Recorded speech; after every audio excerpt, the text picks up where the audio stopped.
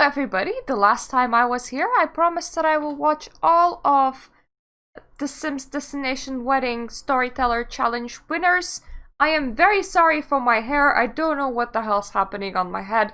Ever since I washed it today, I just can't make it look normal, so I have two looks. I can look bold, or I can look really, really messy. And it's actually kind of more comfortable to look bold, but it really looks like I have alopecia, even though I don't. It just looks like there's a piece of hair missing, even though there really isn't. But yes, on to the winners of Storyteller Destiny Wedding Sims Sparked Challenge winners. Yes, we have had a whole video of me watching previous winners before, so this is just the 6 winners that we haven't covered in the previous video yet. I'm gonna put on closed captions. So first of all, it's Cinderelli plays games. Educating Suzie. Selvadorada was not always a beautiful tourist destination. The trash-lined streets spread a plague that wiped out half of the population, and Rosie was orphaned and had to fend for herself. People cared, but not enough to take responsibility for her. Not until she met a kind explorer who couldn't just walk away and leave a child to suffer. Edmund showed her the beauty of her homeland. He explained the importance of respecting the landscape, and he showed her hidden treasures that she never knew existed. Edmund formally adopted Suzie, and he took her back to his Windenburg home, where he taught her everything he knew about Selvadorada. She also developed an interest in botany. But sadly, their happiness was not to last, and time caught up with Edmund.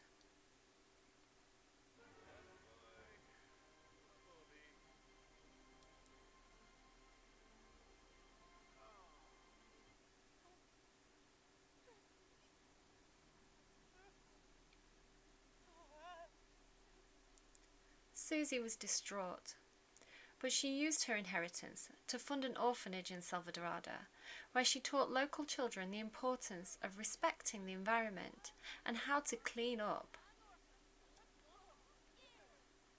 And that's when she met George Kingsley. He stumbled into her life, thinking he knew everything about Selvadorada because he'd read it in a book. Suzie became his mentor and showed him everything that Edmund had taught her.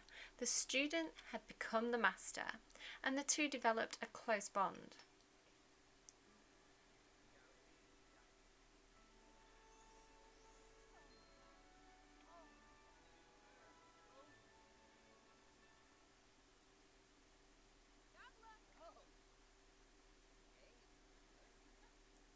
Suzie and George got married in a small ceremony and invited all the local children.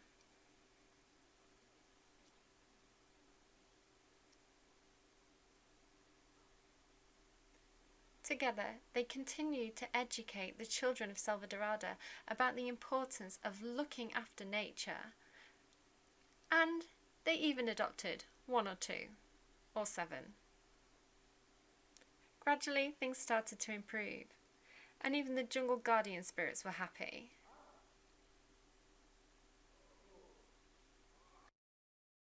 Now, that was really weird, because you could cut off 2/3 of the video and it wouldn't change it much.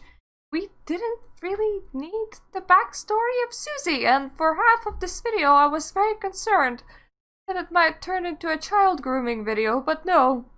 Thankfully it did not. It was still a beautiful marriage, but did we really need the backstory about Suzie getting adopted and all of that? Well, did that help the story? I don't know. Secondly, there's a Simd, and it's my first love story. No subtitles, so hopefully it's in English.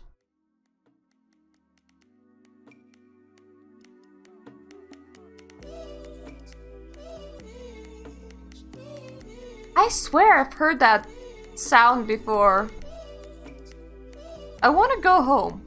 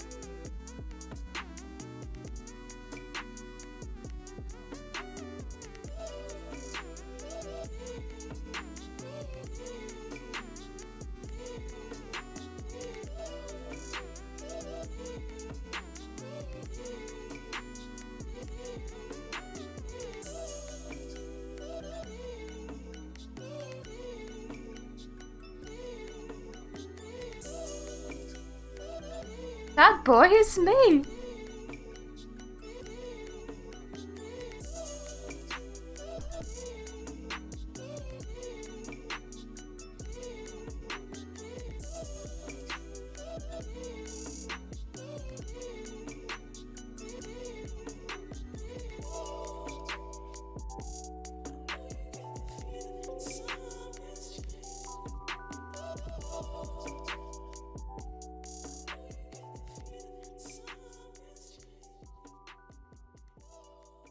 Oh, that's honestly quite cute. They camped out as children and didn't know that it was them when they later camped out as teenagers and re-met each other and then fell in love and then got married like 5 years later. That was cute.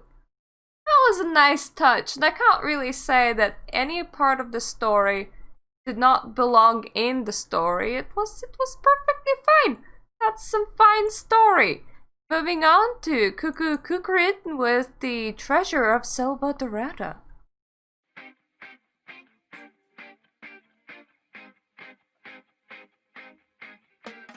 So there's like a lot of jungle themed ones here.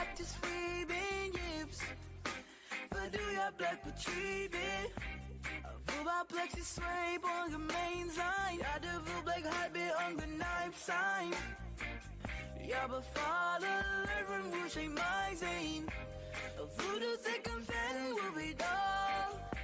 There was this sign vibing and galbit. Black is deep sign vibing and galbit. Absol, jag fling, jag bubbly, man gavu. Steals out these shackles, stitches, jag med guilt taboo.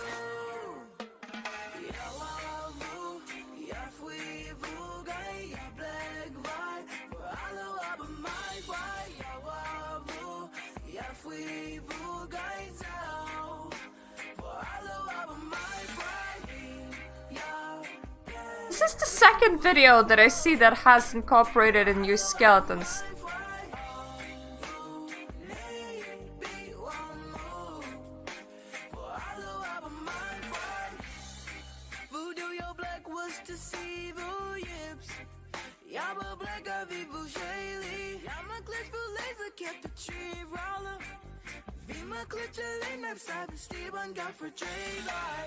Jag befaller från vår sig magazine och voodoo thick and fan will be done. There was this sign vibing and galbit. Black is deep sign vibing and galbit.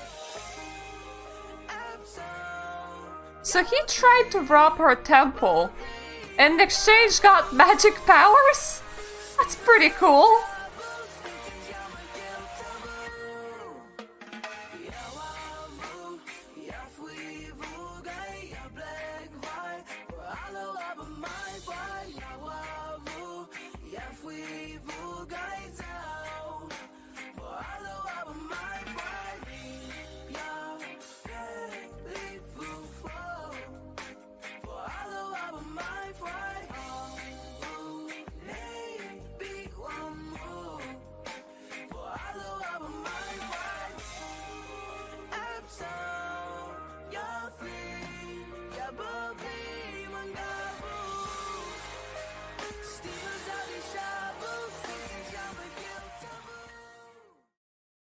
Oh, that was also a very, very cute story.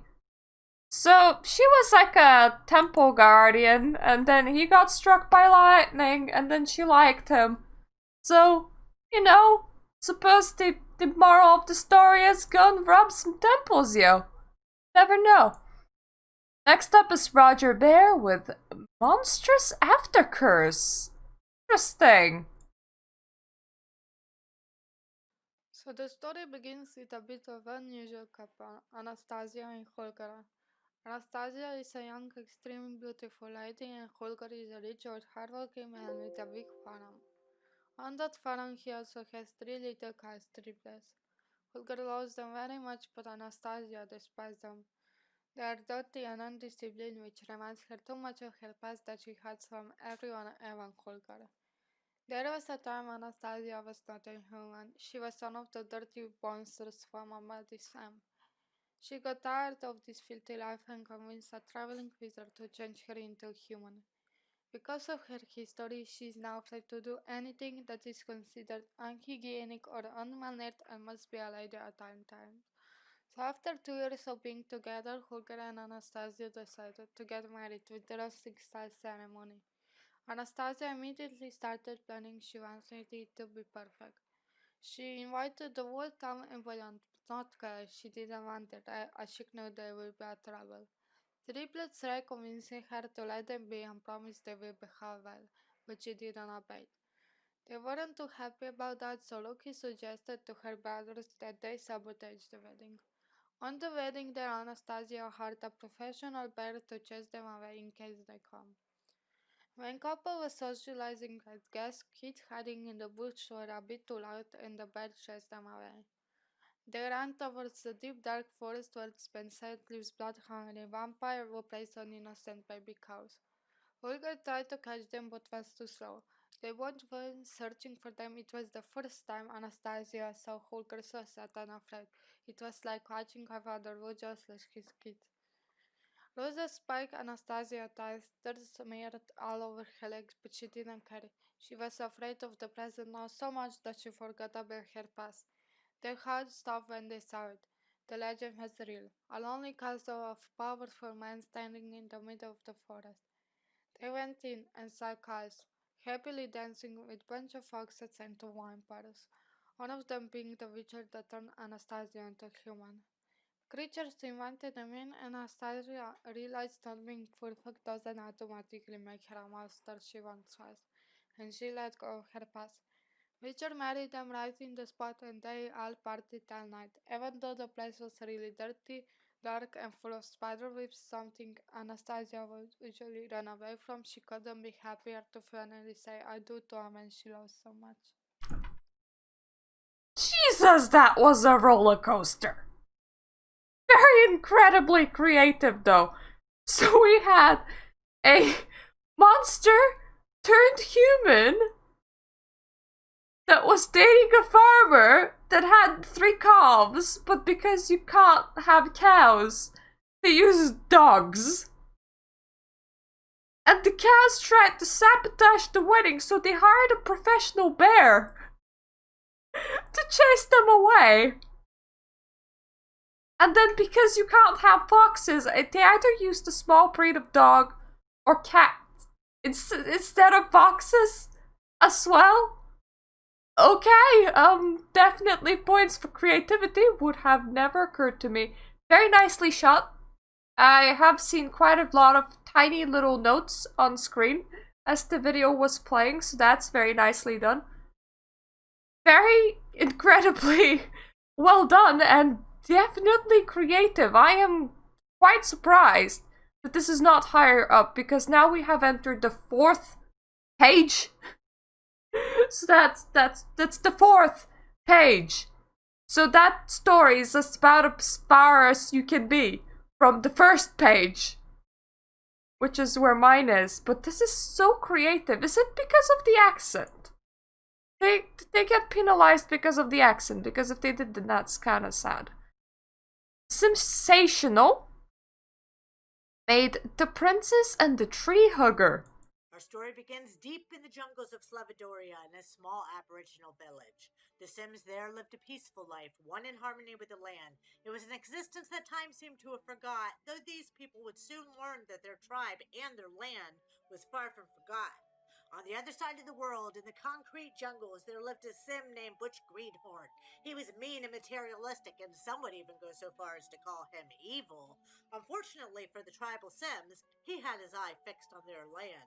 "This jungle is a gold mine and it's ripe for the taking," he exclaimed with an evil laugh, and soon he was headed to the other side of the world with workers and machines. Greenhorn was expecting this to be an easy job. He had heavy machinery and had even equipped some of his workers with freeze rays, but he would soon find out how wrong he was, because as Greenhorn flew comfortably on his private jet, an environmental activist group from Evergreen Harbor was already in the jungle. Their club was called the Treehuggers, and their leader was Sage Gladstone. Though Sage was a self-assured Sim, he was really more of a romantic. He wanted nothing more than to fall in love, live off the land, and raise a family. In spite of this, Sage knew that the jungle was important and worth fighting for, and when he learned of Greenhorn's plan, him and his club found themselves in the jungle. Sage wasn't quite sure how the people would react to all this. In fact, he didn't know what to expect at all, and when he arrived in the jungle, he found that the evil corporation wasn't going to be his only problem. She was stunning, a virtual vision. Her name was Princess Kier, and it was love at first sight.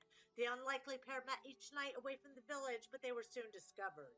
It was a forbidden love, but after a few nights filled with crying and pleading from the princess, the chief allowed the couple to marry if their plan to save the jungle succeeded.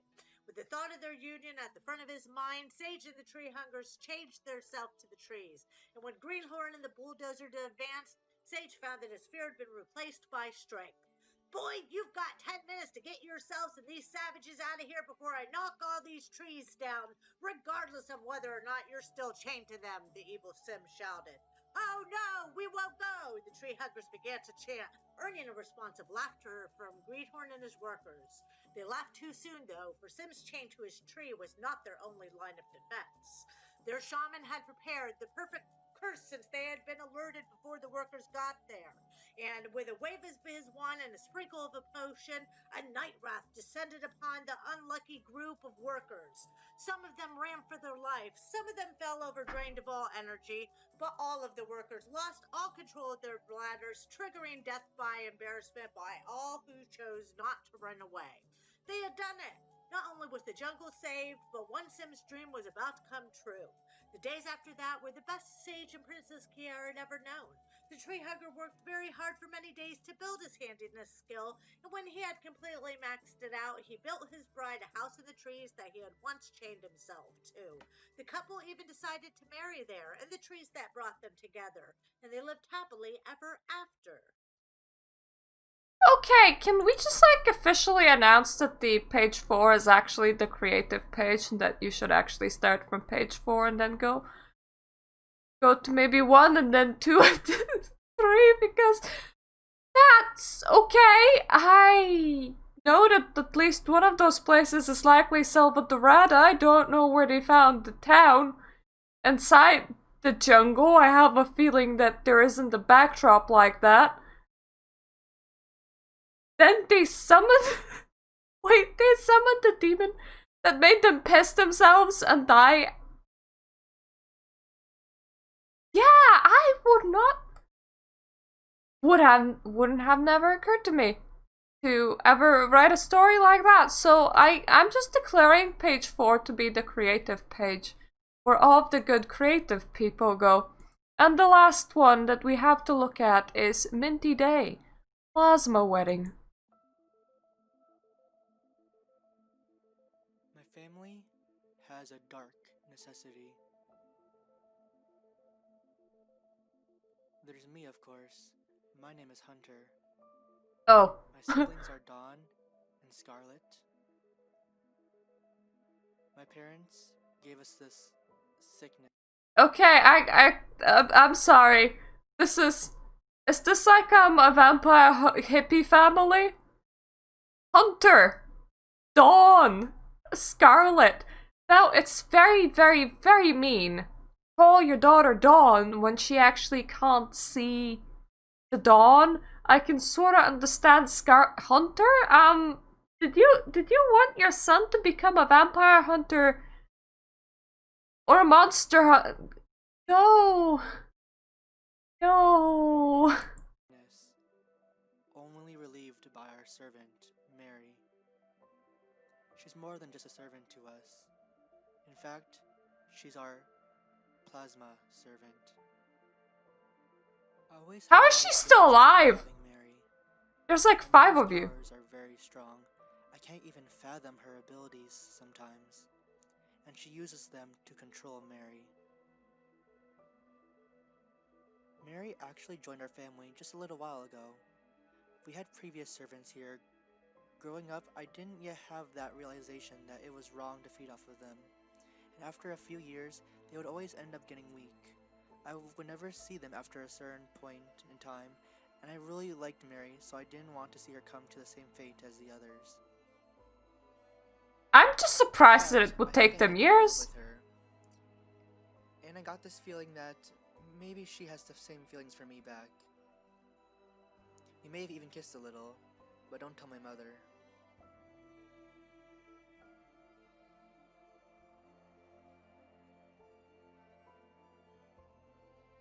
One day, Mary collapsed.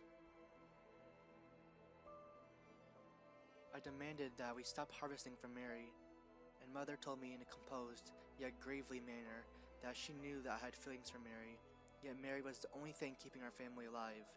Vampires needed plasma, and we needed Mary. There was no other alternative. I ran away to the woods and just cried and cried. She was right, I needed plasma. Okay, I'm sorry. You managed to find a servant every 2 years, but you have no other alternative. Like you don't have a handbag full of servants you can just pull servants out of, because I have a feeling that you just have this like magical hole full of servants that you pull servants out of. Don't need that specific servant, you just need a servant. To survive. Yet as I wiped away the tears, I found the solution that I was looking for, growing right there in the dirt.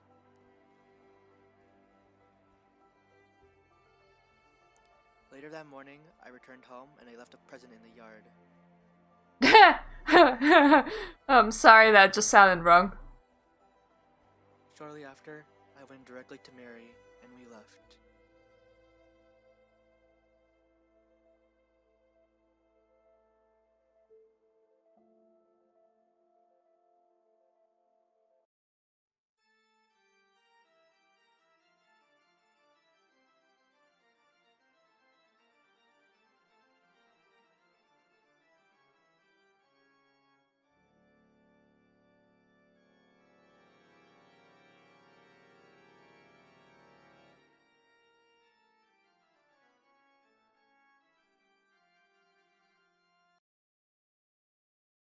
Okay, well that was a bit of an abrupt end. I have a feeling that they cut off because they reached the exact 3-minute mark. It's also really, yeah, page 4 is where you go for creativity. That's for sure by now. But anyways, we have finally finished watching Destination Wedding Challenge winners, together with people that didn't make it, and people from Twitter and people from YouTube, and we're nearly arrived at a time when we will be able to start watching Golden Age Challenge participants and later winners.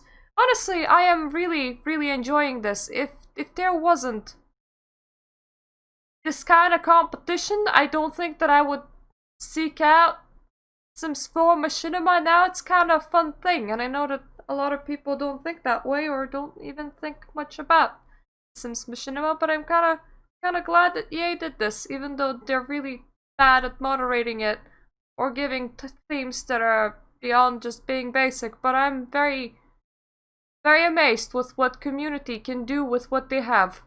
So thank you for watching. Do you have a favorite from this set? I'm trying to remember what I just saw. I think I'm just gonna go with probably Monstrous Aftercurse, because while the person had a big accent, that's about as creative and crazy as I ever saw a story go. Thank you for watching. I hope you return to my regular games news videos tomorrow, and we are gonna be watching more Sims machinima in time to come, because that's the thing that I enjoy doing now. So thank you for watching, and toodaloo!